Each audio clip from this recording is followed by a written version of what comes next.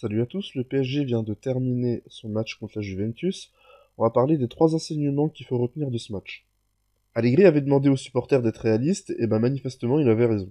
On le voit sur ce début de match, il y a une Juventus qui est molle et sans créativité.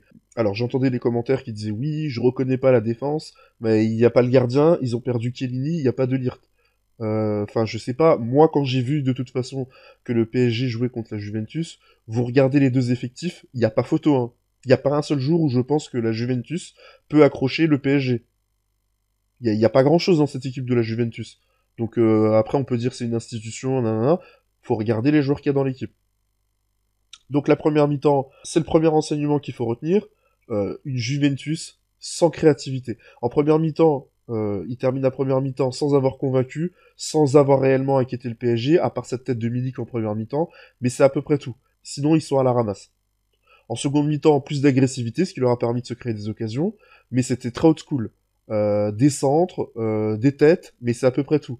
Une tête croisée de Vlahovic en deuxième qui a été bien sortie par Donnarumma sur une tête croisée, mais c'est à peu près tout ce qu'ils se sont limités à faire.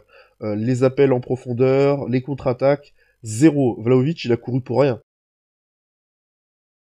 Du côté du PSG, c'était très entreprenant dès le départ, ça c'était vraiment bien. Ils se sont mis à l'abri grâce au doublé Mbappé.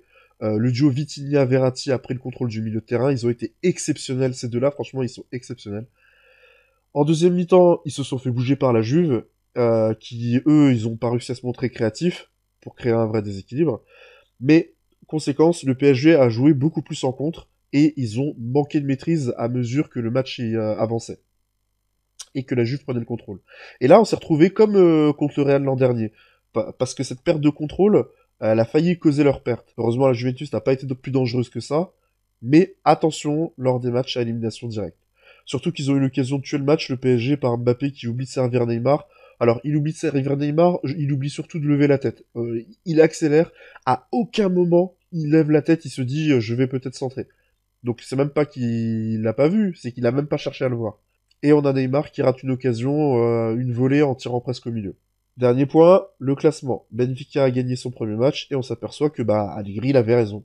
Voilà. Ils ont déjà 3 points de retard. Alors on peut penser que ils vont prendre 6 points contre le Maccabi et après tout dépendra effectivement de leurs affrontements contre le Benfica. Merci à tous d'avoir suivi ce débrief et à bientôt. Je termine une vidéo sur la révolution Barcelone 2008-2012 qui va sortir bientôt, je sais pas quand. Donc ne la loupez pas, abonnez-vous si c'est pas déjà fait, et je vous dis à très bientôt. Salut.